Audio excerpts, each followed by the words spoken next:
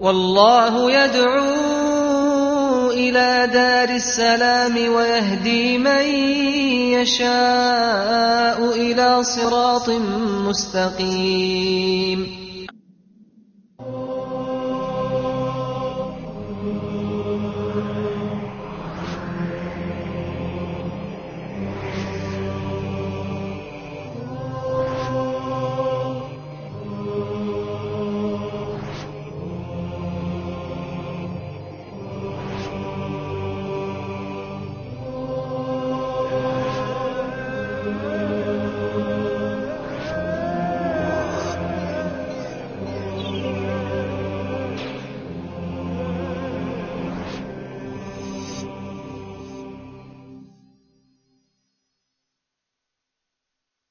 Bismillahir Rahmanir Rahim. In the name of Allah, the Beneficent, the Merciful. I praise Allah, the Creator of the heavens and the earth, and I send peace and blessings to all of the prophets from the beginning of time. From the time of Adam, alayhi salam, to Noah, to Abraham, to Moses, to Jesus, to Muhammad, peace and blessings be upon him, all those righteous ones who walk the face of the earth. And I begin with the greeting words of the righteous. Assalamu alaikum wa rahmatullahi wa barakatuh. The Prophet Muhammad, peace and blessings be upon him, was the last of a long series of messengers and prophets. They came to every part of the world. Prophets came to China, to India, to Russia, to Southeast Asia, to Africa, to Europe, to the Americas. And what united these messengers of Allah was the belief in one God. But the final Prophet Muhammad, peace and blessings be upon him, not only confirmed Tawheed, he not only confirmed the unity of belief, but he also confirmed or developed the unity of people themselves. And so amongst his followers were people not only from the Arabian Peninsula, but from Persia, from Europe, from Ethiopia, from all parts of the known world. The Prophet Muhammad, peace and blessings be upon him, dealt with his followers with love, regardless of their color, regardless of the language that they spoke. Amongst his illustrious companions, there are 25 Sahaba who are listed to be from Al-Habasha, from Abyssinia. They were the best of the Sahaba. They had come from their countries, they had struggled, they were striving with the other believers, and there are a few of them who are very prominent in the annals of history. Ayman, radiallahu anha.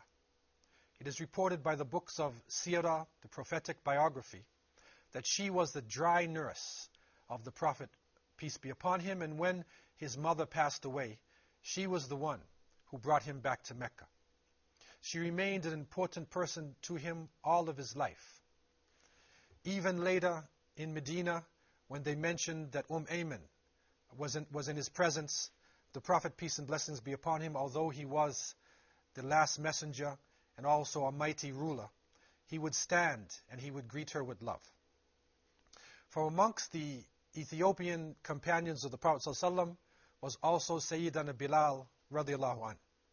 And he is known as the caller to prayer. He is known as the one who suffered severely during the Meccan period. And when he was being tortured, he would cry, Ahad, Ahad, one. He confirmed and maintained his belief in the one God. And it is reported that the Prophet, peace be upon him, on one occasion, when he was given a vision of paradise, he heard sounds, and he recognized the footsteps of Bilal. And so Bilal was promised paradise, radiallahu anhu, before his death. Amongst the Ethiopian companions also was Menhaj al-Habashi, Abu Bakr al-Habashi, Shukran al-Habashi, Hilal al-Habashi, Amir al-Habashi, and the list goes on, and there are over 25 who are mentioned amongst the major companions.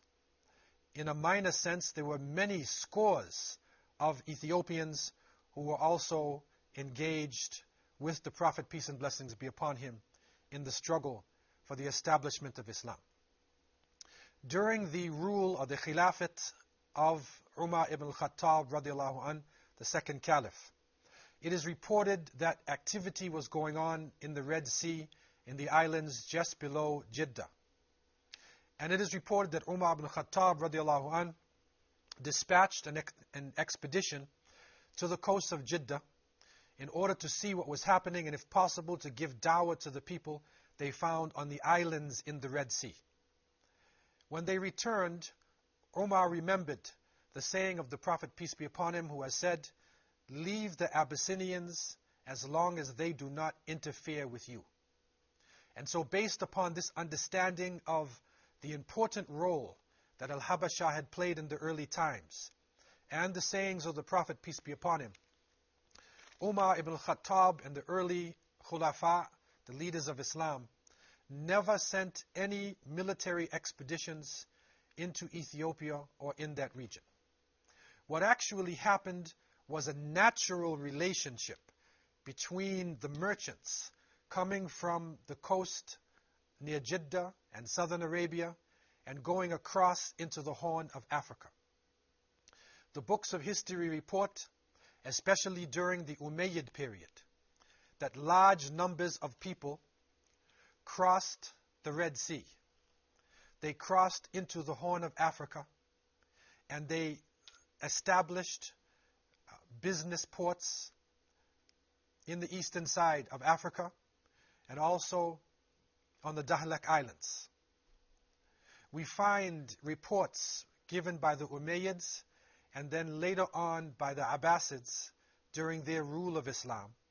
We find information showing a brisk trade that was going on, especially on the Dahlak Islands and in a place known as Zayla. The companions of the Prophet, peace be upon him, entered into Ethiopia. And these are the first real reports that we get about Islam coming into this region since the time of An-Najashi, the great emperor of Ethiopia. The companions, in a natural trade relationship with the people, did not come as conquerors. They did not come to engage themselves in military activities, but they came as merchants, as wandering scholars, as people who were reaching out to another land with the expectation that they would find brotherhood and solidarity. And so it is reported that the companions traveled into Ethiopia and then went further on, higher into the mountains, high into now what is known by history as Aksum. And when they reached high into the mountains, they found a number of settlements. These settlements were established by people many hundreds of years before their time. And it is reported that high in the mountains, they found a settlement known today as Harar. It was a mysterious part of the world, founded somewhere between the 7th to the 9th century AD. And one of the distinguishing points about this region, and especially Harar, right from the beginning, was the fact that it was the home of many important spices, and it is the home of the original coffee. The people of Harar cultured coffee, and they developed the use of coffee, and they spread it out to the Arabian Peninsula, and now coffee is being used throughout the planet. The people of Harar were Semitic-speaking people. The people of Harar had developed a type of spirituality and a type of unity from early times. And we find, especially in the 10th century AD, we find a great scholar, Sheikh Abadir, coming into the region, into Harar, and establishing what is known as the Ahli system. The city of Harar was built behind huge walls, and the Ahli system was based upon the relationship of the people in the city to the masjids. According to the fiqh of Imam al-Shafi'i, rahimahullah, it takes about 40 people to establish Jumu'ah. once 40 men have established themselves in an area, it is permissible in the Shafi'i tradition, which was the prevailing understanding of jurisprudence in that region, then Jum'ah becomes compulsory on the people. So based upon this system, the Ahli method was developed. This is a very important system, especially for Muslims today who are in isolated areas and who need to develop themselves and raise themselves to a higher level other than just coming to the masjid for prayers. The mosque was the center of community activity. The mosque was not only a spiritual place, but it was also a place where political decisions could be made. In the Ahli system, for every 40 families, there was an imam and a masjid.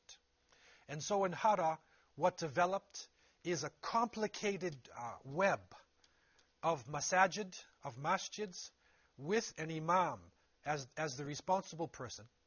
And this leader, or amir or imam in that area, was responsible not only to establish salat and to educate the children in the Quran and Islamic sciences, but he was also responsible for the welfare of the people who were living in the vicinity of that masjid. Harar, because of this system, takes on a special meaning in Islamic history. Some historians even look to Harar and they give us the information that in this mysterious walled city, that there are more masjids per square meter than anywhere else in the face, on the face of the planet Earth. A masjid every time you turn. Every section of the city is a place to remember Allah subhanahu wa ta'ala. And so the people of Harar developed themselves 82 masjids within a circumference of 3,348 meters. These masjids, these houses of worship, became the hubs of activity. And because of that, the very culture of Harar itself took on a very high spiritual level. The people of Harar were oriented to Islamic sciences, and they developed a powerful grasp of the Arabic language and the book of Allah subhanahu wa ta'ala. And so Harar was well known for this system. Within this Ahli system as well was a political concept that each Amir or each Imam who represented his people would take the opinions of his people or the problems that they expressed to a Majlis al-Shura, and that formed the government of the whole of Harar, and there was an Amir over the government. So they developed a type of Islamic system, a mini Islamic state within the walls of this city in Ethiopia. And there they were able to come together to know each other not only as people who prayed, but also to know the subtleties of each other's families, to know the needs and the wants, and to always pray for each other in times of difficulty. Let us take a break and come back after a few moments to discuss more about the mysterious city of Harar.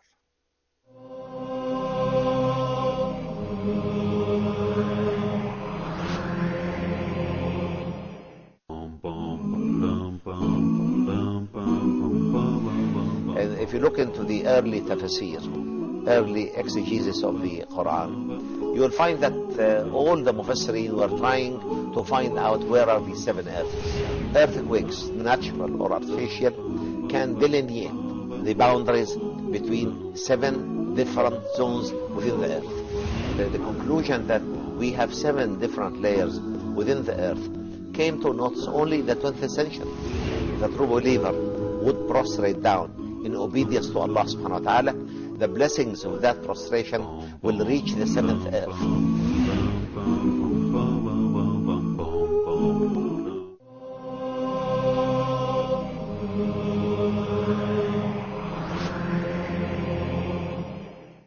The city of Harar, high in the Ethiopian mountains, was a city of mystery and a city of Islamic scholarship. It is not so well known to the greater world, but it is an important jewel for Muslims and for the history of this planet. What is interesting about this city is that it is also known as a walled city, as a forbidden city. And some sources even say it is the fourth most protected city in Islamic history. It was surrounded by an imposing wall.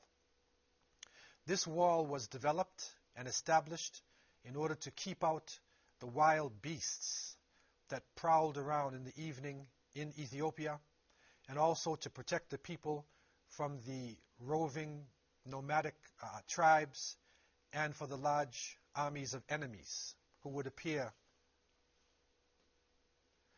It is also important to understand that the city of Harar became a city of scholarship and a city of spirituality.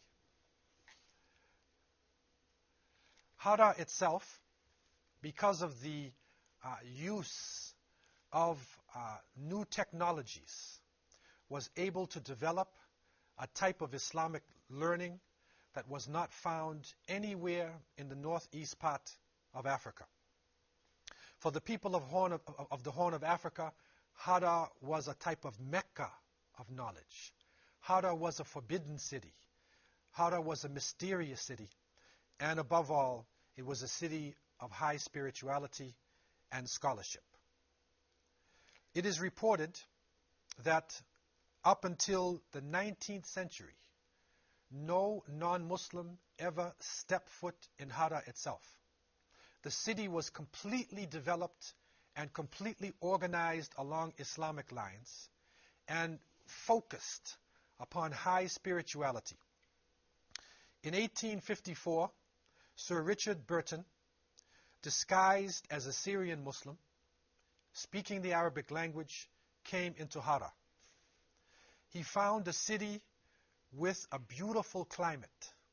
He found the people steeped in Islamic tradition and coming from different nationalities. He called it the Timbuktu of the East because Harar was blessed with great scholarship. The people of Harar had developed a type of Arabic calligraphy where they were able to beautify the texts. They were able to bring the classical writings of scholars in such a way that it was pleasing to the eyes. And it is reported that the textbooks from Harar were sought after by the great rulers in the Islamic world, and the Ottoman sultans way up in Istanbul would always ask for the Quran or for the texts of the scholars from the people of Harar. Today in this region, there is a collection of Sharif Abdullah Ali, which has brought forward the beauty and the importance of the Arabic texts. And so we find texts dealing with different subjects. We find the tafsir, the explanation of the Quran. We find hadith, great books of the sayings of the Prophet Muhammad, peace be upon him. We find classical books in Islamic jurisprudence. We find the writings of great poets. We also find books on geography, mathematics, on philosophy.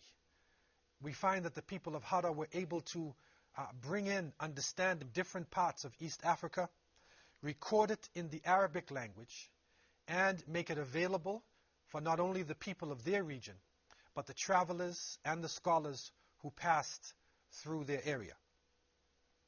Harar was recognized for the beauty of its architecture. Harar was recognized for the houses developed where the niche was put into the wall, where porcelain from China was being used by the people over 1,000 years ago, where high culture was found amongst the Muslim people living in that region. Before Nairobi and Addis Ababa, Harar was the most significant city in northeastern Africa and the Horn of Africa. Harar, you could say, was the jewel of the East. Harar was a place that people had tried to reach from many parts of the world, but few were able to make it through the Ethiopian highlands, through the hostile tribes, and through the terrible wild animals that stalked the land. But those who made it to Harar found a beautiful culture, and they found not only scholarship, but they found basket weaving. They found beautiful clothing. And surprisingly enough, they even found the smallest coins in the world. It is said that the coins minted in Harar with the Arabic language were some of the most beautiful tiny coins ever to be found. And the people of East Africa benefited from these coins. The people of other parts of the world eventually would find this tiny coin with La ilaha illallah on one side, which is there is no God but Allah, and Muhammad Rasulullah sallallahu on the other side, written in such a tiny way that you need to have a special lens in order to read this. Imagine, this was being done over 800 years ago in the mysterious city of Harar. Another important aspect about the culture of the people living in this region was the relationship of the men to the women. The women of Harar played a very crucial role in the running of the city. The women of Harar were known for their strong personalities and also their skills in trade. The marketplace was controlled by the women. The women had a strong saying, and when the Imam would meet with the people in the Ahli system, he would listen to the women, and he would take the information from the women back to the Majlis al-Shura and back to the Amir, who was governing the town and establishing the way Harar would relate, not only to its citizens, but to other people coming into that region. And so Harar played a very important role in the Horn of Africa during this time. When we look at Harar in relationship to modern-day Ethiopia, we find that before the building of Addis Ababa, that most of the high culture of Ethiopia actually came from Harar. This is a surprise to many people because when Ethiopia is mentioned, normally people would think about the Christians of Ethiopia. If they don't think about the Christians, then they may even think about the droughts. They may think about famine. They may think about crisis. But the reality of Ethiopia and Africa, and especially this fabled city, is that it enjoyed all the parts of culture, of high culture, that were enjoyed by people throughout the planet. Hararis, the people coming out of this region, not only organized their own life to a high level, but they also helped to develop the city of Addis Ababa. They were involved in carpentry. They were masons in the building of the city. They were involved in the organization of the streets. And their contributions will be spoken about within Ethiopia for a long time.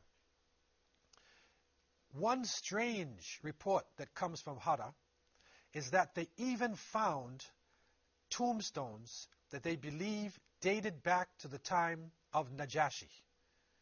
Najashi radiallahu an, the emperor who had given sanctuary to the Muslims in the time of the first hijrah, the first migration from Mecca. He was a well-known personality. But most of the books of history end the discussion concerning Ethiopia at the time of Najashi, and it never really opens back up again for centuries. The reality is, when a great ruler accepts any religion, his people accept with him. Najashi struggled against the worship of idols. Najashi struggled against the misunderstandings of the teachings of Jesus, the son of Mary, peace and blessings be upon him. And even though it is not recorded openly in the books, we are now finding information that points to the possibility that some of the companions of Najashi escaped the region after his death and went into the section of Ethiopia, of Harar, from a high mountainous area of Aksum They went down into Harar, which is now in the southeast area in Ethiopia, and they helped to develop this mysterious city, which is now coming to the surface as an important capital for Islamic scholarship and Islamic culture. And so we look again at the history of Africa. When we look in objective eyes, when we really look at the sources, we recognize that the misunderstandings coming out of history, when dishonest historians would say that Africa had no civilization, that Africa did nothing towards the onward flow of humanity, this misunderstanding needs to be corrected.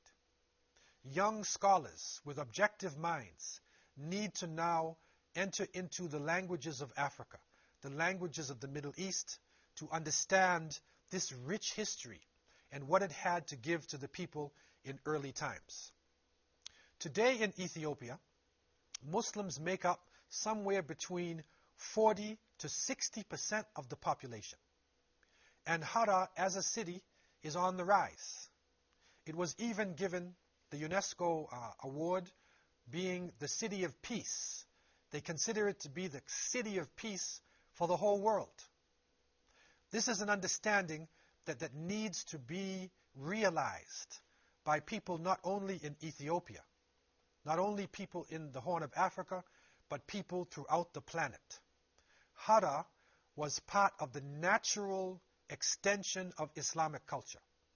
Harar was an example of Islam spreading into the African continent, spreading into other parts of the world without violence, without a large army, without an imperialistic force. Harar was an expression of African culture through the Arabic language and through the teachings of the Prophet Muhammad, peace and blessings be upon him. And so the walls and gates of Harar are wide open.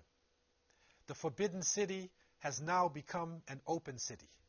And the people of Harar and Ethiopia and the Horn of Africa will play, God willing, an important role in the onward flow of Islam, and we believe also in raising up African culture in this world. And so we look again to the lights coming to us from untold stories in world history. These gems of wisdom need to come out of their treasure chests. People need to begin to go through the surface of their history books and really dig deeply into the stories and history of this planet. I leave you with this thought, and I leave you in peace. Assalamu alaikum wa rahmatullahi wa barakatuh.